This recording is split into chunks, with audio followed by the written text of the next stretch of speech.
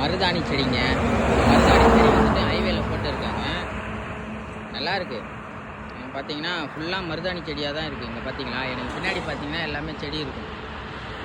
சூப்பராக இருக்குது. இந்த மருதாணி செடி வந்துட்டு பூ பூத்துருக்கு. பூலாம் பார்த்தீங்கன்னா ரொம்ப சூப்பராக இருந்தது.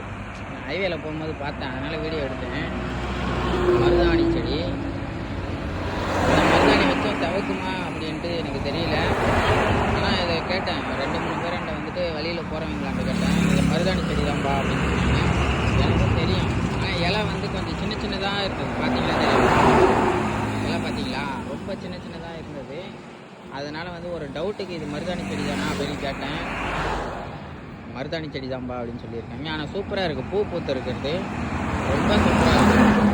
அப்படியே பார்த்தீங்கன்னா தெரியும். இங்கே பார்த்தீங்களா, ரொம்ப ரொம்ப சூப்பராக இருக்குது. ஃபுல்லாமே அதுதாங்க இருக்குது. அங்கே பாருங்க, ஃபுல்லாக அதுதான் இருக்குது. அந்த எண்டு வரலையும் பாருங்களேன், சும்மா சூப்பராக இருக்குது. பயங்கரமாக இருக்குது. இந்த பூவும் நல்லா இருக்குது பார்க்குறதுக்கு. மருதாணியும் வந்துட்டு இலை வந்து கம்மியாக இருக்கு. ஆனால் அதுதான் ஒரு இது. ஒருவேளை இது வந்து விதை தரம் நாளாக இருக்குமா என்னன்னு தெரியல. ஏன்னா காயெலாம் வச்சுருக்கு. இங்கே பாருங்கள்,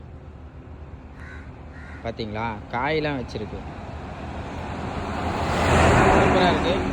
நீங்கள் இந்த மாதிரி பார்த்துருக்கீங்க அப்படின்னா ஹைவேல இந்த மாதிரி இது போட்டது வந்து கரெக்டாக அப்படின்னு தெரியல.